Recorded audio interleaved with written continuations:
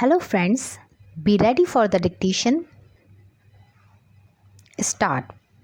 In order to perpetuate himself in the society and in the institution, being fully aware of the fact that he was going to attain the age of superannuation and his secretaryship would also automatically come to an end, an attempt was made by him to get his age extended and on the strength of the same to continue as secretary of the society after attaining age of superannuation.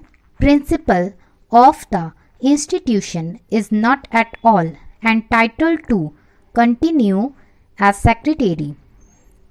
A specific mention has been made that petitioner number 2 was secretary by virtue of being principal, who happens to be an ex officio member, and once he attained the age of superannuation as principal, then he could be elected as secretary only when he was valid member of the society, but at no point of time he had ever been enrolled as valid member of the general body of the society.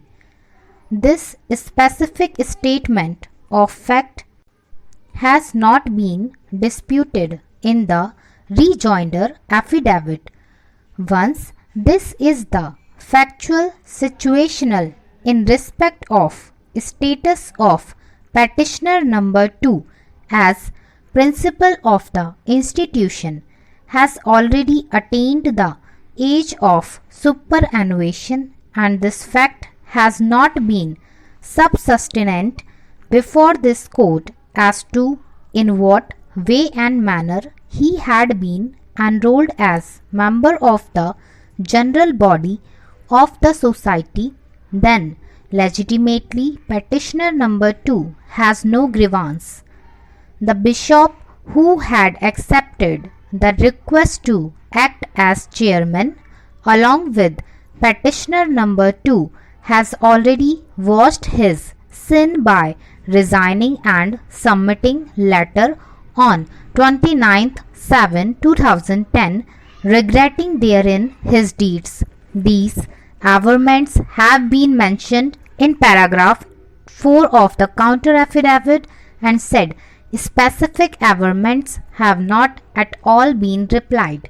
It was also highlighted and demonstrated that there was no quorum in the meeting held on 28/5/2007 in which amendments had been carried out. It is seen that 4 officers and 5 members of the society were present in the meeting. 1 ex officio member and 4 members were absent, and there were total 14 members of the society.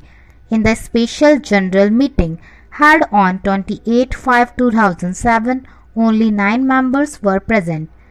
Therefore, according to Rule 38 of the rules, at least 10 members were required to be present at the special general meeting held on 28/5/2007.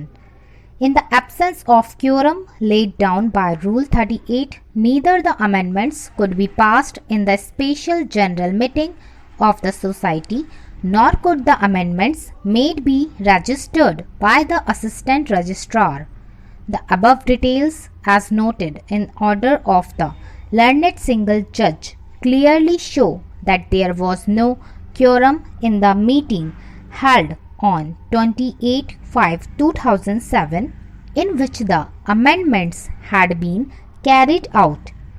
After saying so, the learned single judge correctly concluded that in such a situation and in this background, any interference with the order of the assistant registrar would amount to perpetuating the illegality and subscribing to apparent illegality committed.